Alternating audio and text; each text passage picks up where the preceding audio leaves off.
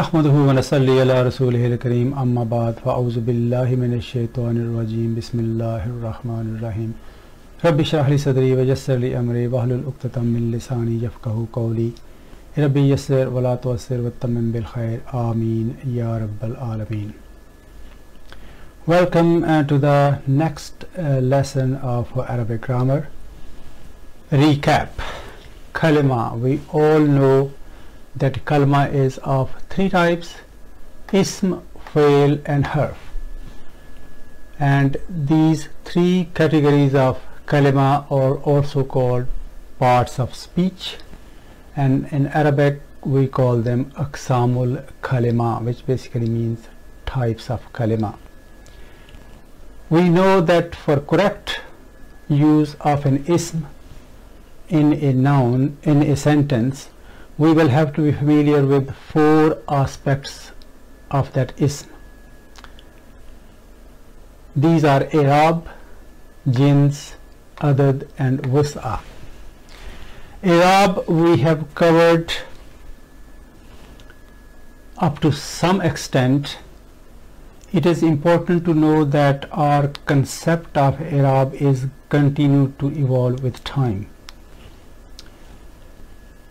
Jins we have covered to a fairly good extent last time, and our next topic is going to be adad.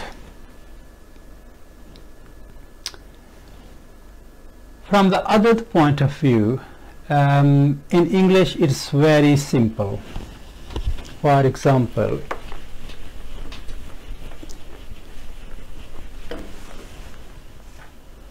in English we have singular,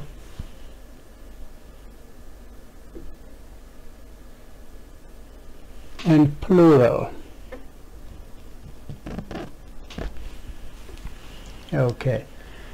For one we use singular, and for more than one we use plural. For example, book.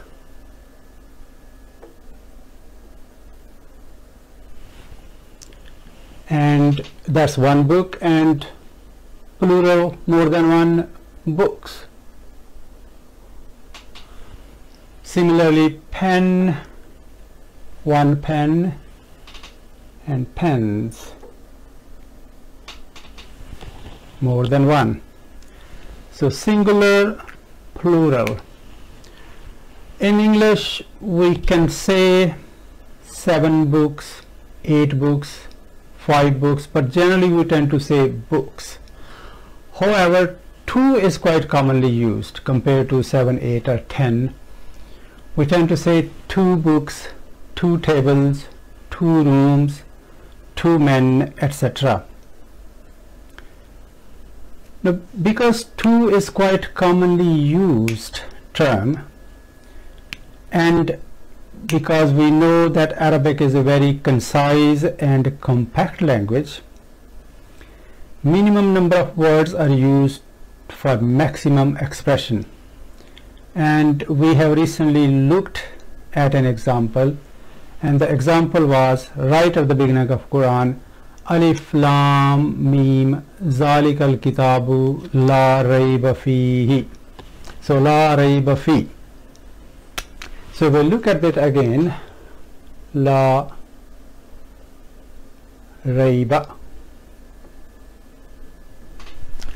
So we have only 2 words here. This is harf, la, and this is noun, which is ism. So only 2 words. And if we translate, sometimes you see translation, there is no doubt. By using this translation, we are not really justifying what is intended to be said here by Allah subhanahu wa ta'ala. A reasonably correct translation perhaps will be, let me write, there is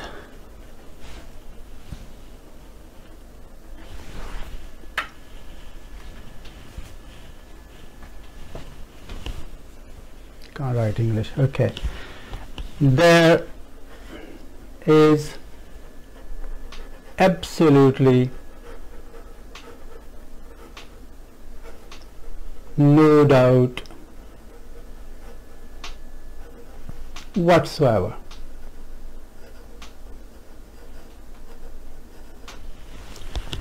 If we use this translation, we are doing some justification to that expression. However, we see the difference here. La right, short and sweet, concise and compact, and we've got this long sentence here to translate this.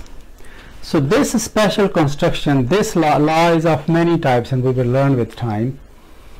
And this is one type of la which has been used here in this construction, and this raib has been used raiba, not raibu, not raibi, well, not raibun, not raiban, not raibin, neither al raibu, al raiba, or al raibi. This is specific use of this word here.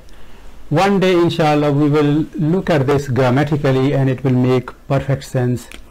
It will become clear to you like bright daylight, but not today, because even if I try to explain, it is not going to make any sense at all.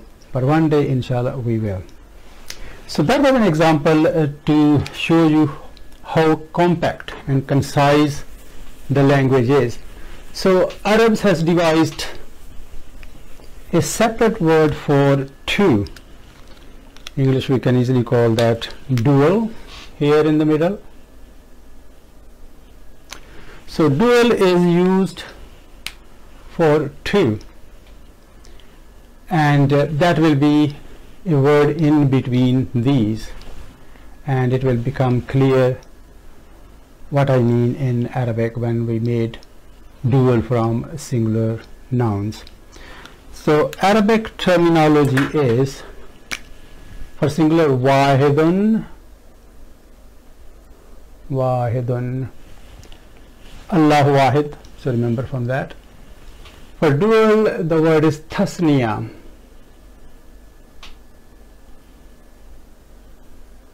So many dots there.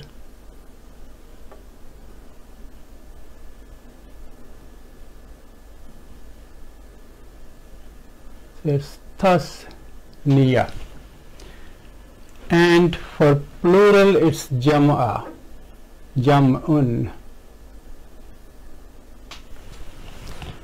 So in Arabic, plural starts from 3.